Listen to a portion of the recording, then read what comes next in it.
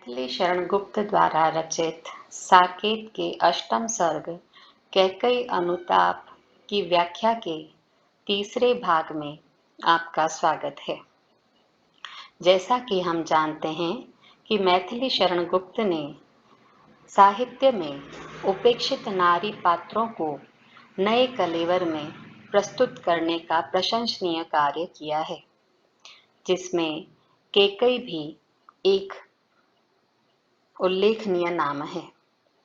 कैकई अनुताप के माध्यम से गुप्त जी ने कैकई के व्यक्तित्व का एक अलग ही पहलू हमारे समक्ष रखा है, जिससे कि पूर्व में खलनायिका जैसी प्रतीत होने वाली कैकई हमें दया का पात्र अनुभूत होती है। कैकई अनुताप में कैकई राम से कहती है कि हे राम, मेरे हृदय के दुष्भावों के पीछे ना तो मंथरा दोषी है और ना ही भरत। वो दुर्भावनाएं मेरे अपने हृदय की उपज थी और इसी कारण से संपूर्ण संसार में युगों युगों तक मेरी भर्त्सना होगी। तुमने तो पुत्र के दायित्व का पूर्ण निष्ठा से पालन किया, लेकिन मैं माँ होकर भी अपने पुत्र के हित का कार्य नहीं कर पाई, अतः मैंने संसार की प्रचलित पंक्ति को ही उलटकर रख दिया। कैकई कहती है कि बस मैंने इसका बाह्य मात्र ही देखा, दृढ़ हृदय न देखा, मृदुल गात्र ही देखा। कि हे राम, मैंने भरत के बाहरी स्वरूप को ही देखा, मैंने उसके सुख और वैभव की ही कामना की, लेकिन इसके हृदय में जो रघुकुल की मर्यादा के प्रति दृढ़ भाव है, मैं उसे नहीं देख पाई। परमार्थ न देखा, पूर्ण स्वार्थ ही साधा, इस कारण ही तो हाय आज यह बाधा। मेरे हृदय में पुत्र मोह की स्वार्थ कामना इस प्रकार से विकसित हो गई कि अन्य किसी अच्छे कर्म के लिए स्थान नहीं रहा, और आज वही दुष्कर्म मेरे जीवन की सबसे बड़ी बाधा बन गए हैं। युग युग तक चलती रहे कठोर कहानी, रघुकुल में भी थी एक अभागिन रानी। कैकई के हृदय के करुण उद्गार उभर कर आ रहे हैं कि रघुकुल जैसे कुल में रानी के रूप में होने का सौभाग्य प्राप्त होने के उपरांत भी वह अभागिन है, क्योंकि उसने इस प्रकार के कर्म किए कि उसके जीवन से सारे सुखों का लोप हो गया, और अब उसकी इसी कर्मों के दुष्परिणाम की कथा युगों युगों तक कही जाती रहेगी। निज जन्म जन्म में सुने जीव यह मेरा, धिक्कार उसे था महास्वार्थ ने घेरा। कैकई कहती है कि जब जब मेरी जीवात्मा नवीन जन्म लेगी, तब तक मेरा यह जीव आज की परिस्थितियों में मेरे द्वारा किए गए स्वार्थपूर्ण कर्म की कहानी को सुनेगी और उसके धिक्कार को प्राप्त करेगी।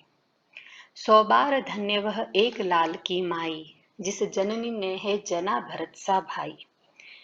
कैकई के हृदय के मार्मिक उद्गारों को सुनकर राम प्रतिरोध करते हैं और कहते हैं कि हे माता कैकई, आप तो इसी मात्र कर्म से धन्य हो गई कि आपने भरत जैसे पुत्र को जन्म दिया।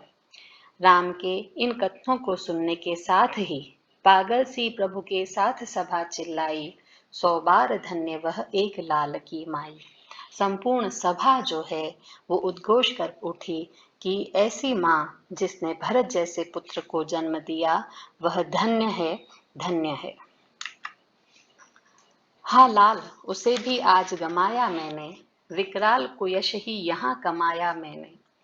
कैकई उन स्वरों को सुनकर भी अपने हृदय को धैर्य धारण करवा नहीं पाती और कहती है कि हे पुत्र, जिस पुत्र के लिए तुम मुझे धन्य कह रहे हो, मैंने तो उस पुत्र को भी अपने हाथों से गवा दिया है। मेरे कर्मों के परिणाम स्वरूप भरत ने मुझसे मुख फेर लिया है और अब संसार में सिर्फ कुयश ही मुझे शेष रह गया है। निज स्वर्ग उसी पर वार दिया था मैंने, हर तक तुम तक से अधिकार लिया था मैंने। हे राम, जिस भरत के मोह में पड़कर मैंने 2 वचन मांगे और उन वचनों का परिणाम यह हुआ कि दशरथ तुम्हारे शोक में स्वर्ग सिधार गए। एक तरह से मेरे जीवन का स्वर्ग मेरा पति मेरे उस निज स्वार्थ के कारण से मुझे छोड़कर चला गया। मेरे जीवन का स्वर्ग जो है वो समाप्त हो गया और मैंने तुम जैसे पुत्र के अधिकार का भी हरण करने का प्रयास किया। पर वही आज यह दीन हुआ रोता है, शंकित सबसे मृत हरिण तुल्य होता है। कैकेयी कहती है कि जिस भरत के लिए मैंने मोह के वशीभूत होकर दुष्कर्म किया, बुरी भावनाएं रखी और उसके लिए मैंने राम को वनवास दिलाया और उसके परिणाम स्वरूप दशरथ की मृत्यु हो गई, लेकिन आज वही भरत दीनहीन हो गया है। अपने आप को वह निष निस्तेज समझता है और अपने आप को वह बेहद दीन अवस्था में मानता है। उसकी स्थिति उस हरिण की तरह से हो गई है जो शिकारियों से घिरा हुआ हो और शंकित हो। उसी प्रकार से भरत निरंतर शंकित रहता है, दीनहीन अवस्था को पहुंच चुका है।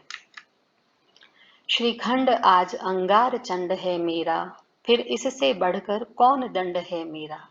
हे राम, वह भरत जो मुझे चंदन की तरह शीतलता प्रदान करता था, मेरे हृदय को ठंडक देता था, आज उसने मुझसे मुख फेर लिया है और उसका व्यवहार मेरे लिए अग्नि की तरह जलाने वाला है, मेरे हृदय को दाह करने वाला है।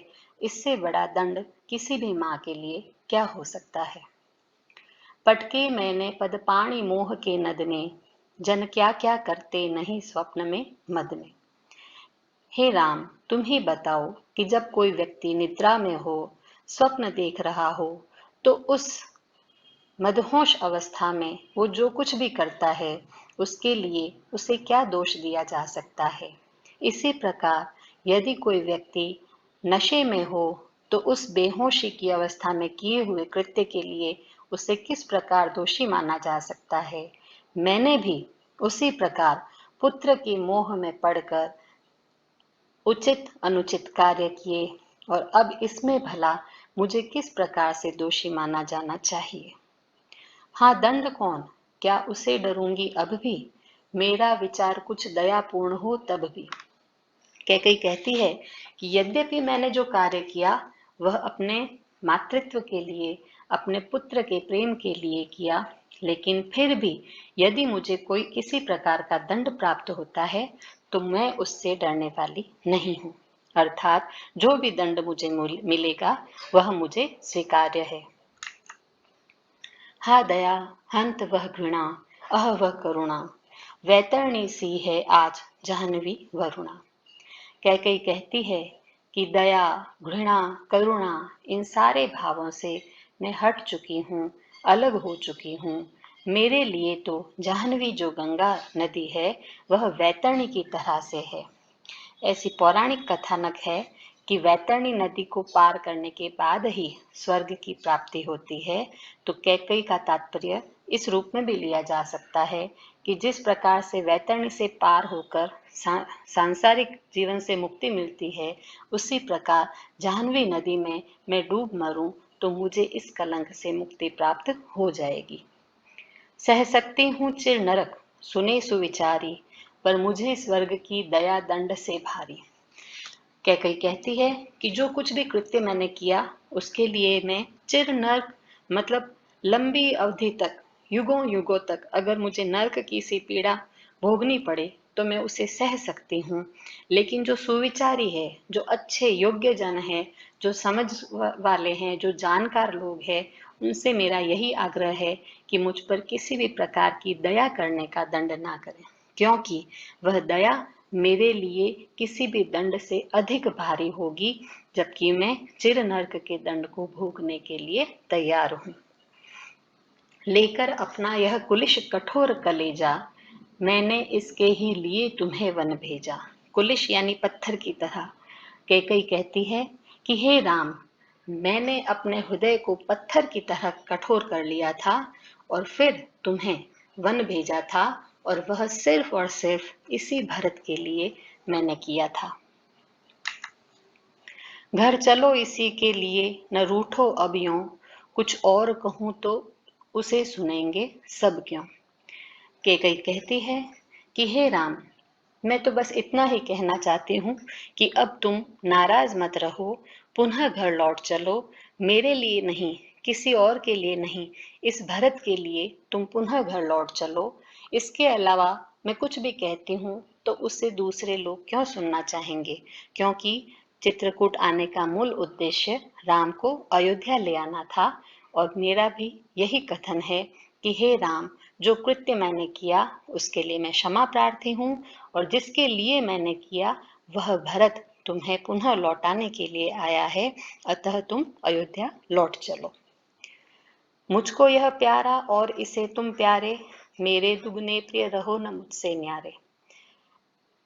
जिस व्यक्ति को हम प्रेम करते हैं, अगर वह किसी अन्य व्यक्ति को या वस्तु को प्रेम करता है तो हमें सहज ही रूप से उसके प्रति वैसा ही आकर्षण अनुभूत होता है। तो हे राम, जिस प्रकार से यह मुझे प्यारा है और इसे तुम प्यारे हो, तो परिणाम स्वरूप तुम्हारे प्रति मेरा प्रेम दुगना हो गया है। मेरे लिए तुम अलग नहीं हो, मुझसे तुम विलग नहीं हो, मुझे तुम अत्यंत प्रिय हो। मैं इसे न जानूं किंतु जानते हो तुम, आने अपने से पहले इसे मानते हो तुम। हे राम, तुमने खुद ही कहा था कि मैं अपने पुत्र को नहीं जानती हूँ, तो मैं इस बात को स्वीकार करती हूँ कि भले ही मैं इसे नहीं जानती हूँ, लेकिन मुझसे अधिक तुम भरत को जानते हो, अपने से पहले इसे मानते हो तुम, और साथ ही बड़े भाई होने के परिणाम स्वरूप तुम सदैव ही इसे अपने से पहले मानते हो, इसके प्रति विशेष प्रेम रखते हो। अतः हे राम, मेरे द्वारा किए गए कृत्यों की सजा भरत को मत दो, इसके मनोभावों को स्वीकार करो और पुनः अयोध्या लौट चलो। आज इतना ही पद्यांश लेंगे।